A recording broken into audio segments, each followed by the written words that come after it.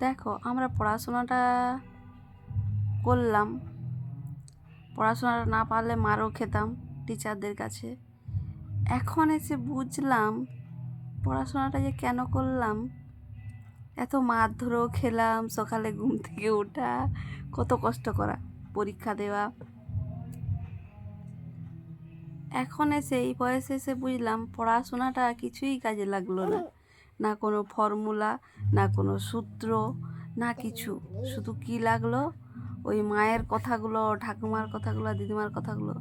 ভালো করে কাজটা কর, এই কাজটা শিখ, ঠিক আছে, ভালো করে কাটাকুটিগুলো শিখ, রান্নাটা শিখ, কেমন করে ঘরদর পরিষ্কার করতে হয়, গুছাতে হয়, সেগুলো একটু ভালো করে শিখে নে। ওই মা ঠাকুমার কথাগুলা আর দিদিমার কথাগুলা এ কাজে লাগছে গো এখন। মা ঠাকুমা, মা ছাড়ো, ঠাকুমা দিদিমা, ওদের কি বলো তো, 3 কাল ঠেকিয়ে 1 কাল।